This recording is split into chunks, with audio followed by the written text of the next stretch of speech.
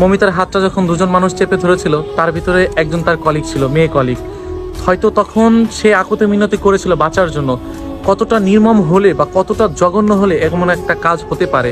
হয়তো যখন তার হাতটা চেপে ধরেছিল তখন তার চোখ দিয়ে পানির বদলে হয়তো রক্ত ঝরেছিল। তখন তার বান্ধবী, ফিমেল কলিগ যেটা, তার দিকে বান্ধবী বলা চলবে না, হয়তো নেমোখারাম ফিমেল কলিগ হয়তো তার দিকে তাকিয়েছিল। হয়তো বা সেই মানুষটাও বুঝতে পারেনি, হয়তো তার চোখের ভাষা এমন একটা ভাষা ছিল যে আমি বাঁচতে চাই, আমাকে বাঁচাও, আমার দোষটা কি, এমন হয়তো আকুতি মিনতি ছিল।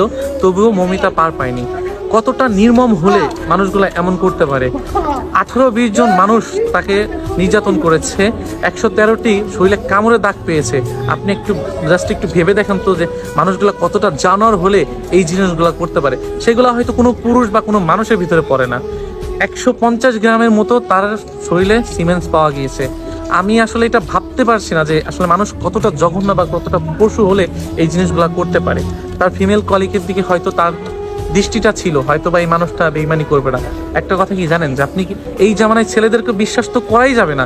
এখন আপনাদের আপনাদের একটা, আমার বোন যারা আছে, যারা এরকম চাকরি বাকরি বা অনেক জায়গায় অনেক কিছু করেন, তাদেরকে রিকোয়েস্ট যে মেয়েদেরকেও বিশ্বাস করেন না। কারণ কি, মানুষ যখন বেইমানি করে নেমোখারাম হয়ে যায় না, তখন সে মানুষ আর মানুষ থাকে না, সে হিংস্র পশু জানোয়ার হয়ে যায়, যেটা কিনা পশু পাখির সাথে তুলনা করলেও হবে না। এমন জানোয়ার হয়ে যায় যেটার তুলনা হয়তো আমি আপনাকে কোনোভাবে দিতে পারবো না। মমিতার আকুতি মিনতি ছিল যে আমি বাঁচতে চাই, আমাকে বাঁচাও। হয়তো আমি হয়তো মমিতাকে দেখিনি, বা মমিতার মতো হয়তো হাজারো নারী আছে যে যারা নিজের শরীর বা নিজেকে প্রোটেক্ট করতে পারে না, অসহায়ের মতো হয়তো থাকতে হয়, হয়তো পেটের দায়ে, নয়তো হয়তো কর্মের দায়ে। মমিতার মতো অনেক মানুষ আছে যারা হয়তো ঘরে থেকে বের হয়, কিন্তু যখন আমাদের মতো কিছু মানুষরূপী জানোয়ার আছে যাদের খপ্পরে পড়ে এই মানুষগুলো জীবন হারায়। মমিতা কি একবার ভেবেছে যে এই মানুষটা আমার সাথে বেইমানি করবে, এই মানুষটা আমার সাথে নেমোখারামি করবে? মেয়ে কলিগ, হয়তো কোনো মেয়ের সর্বনাশ চায় না।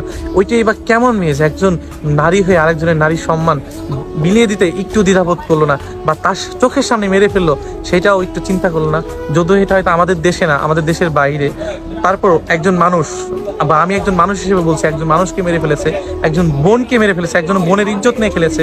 এইসব জানোয়ারদের আমার মনে হয় কি বাঁচিয়ে রাখার থেকে মেরে ফেলা ভালো। যদিও আমি জানি না এইটার বিচার কি হবে, তবে মমিতার মতো অনেক মানুষ আছে, অনেক মা বোন আছে যারা কিনা নিজের আত্মসম্মান বোধটুকু রেখে সমাজে চলতে চায়। তবে ফিমেল কোয়ালিটি নিয়ে আমার বলার মতো কিছু নাই। ও হয়তো কোনো মেয়ে না বা কোনো নারী না, ও হয়তো কোনো রাক্ষসরূপী কোনো নারী হয়ে পৃথিবীতে এসেছে বা জন্ম নিয়েছে।